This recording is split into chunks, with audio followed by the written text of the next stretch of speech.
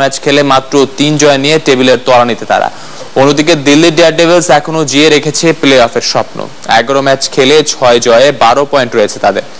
তাছাড়া দলের বিপদে নিয়মিত হাল ধরছেন de Kock, Chris Morris, Pawan Negi আর জেপি ডুমিনি। আসলে প্রথম দেখায় দিল্লি 7 উইকেটে হেরেছিল পুনের কাছে।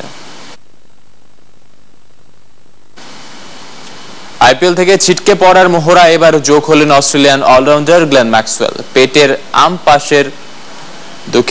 বাম পাশের ব্যথায় অস্ট্রেলিয়া ফিরে গেছেন এই হাত হিটার।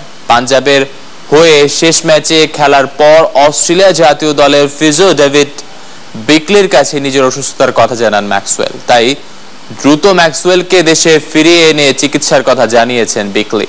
জুনের শুরুতে ওয়েস্ট ইন্ডিজের শুরু হবে অস্ট্রেলিয়া, ওয়েস্ট ইন্ডিজ ও দক্ষিণ আফ্রিকার মধ্যকার ত্রিদেশীয় সিরিজ।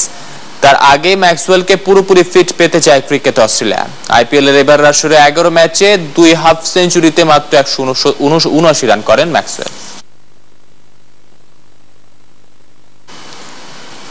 ইনজুরির কারণে ইংল্যান্ডের বিপক্ষে 3 ম্যাচ সিরিজের প্রথম টেস্ট থেকে ছিটকে গেছেন শ্রীলঙ্কার পেসার ধাম্পিকা প্রসাদ। কাঁধের ইনজুরির কারণে 19 মে শুরু হওয়া ইংল্যান্ডের বিপক্ষে প্রথম ম্যাচে খেলা হবে না এই ক্রিকেটারের।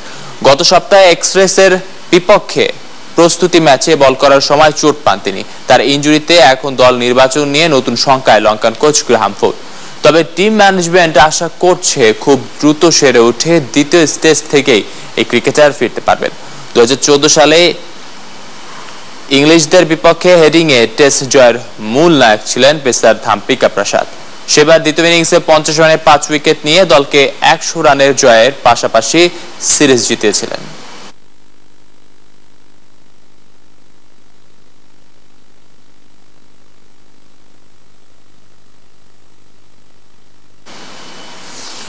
দুর্দান্ত একটি মৌসুম কাটানো শেষে অবশেষে সাফল্যের পুরস্কার পেলেন বার্সেলোনার উরুগুয়ান স্ট্রাইকার লুইস সুয়ারেজ।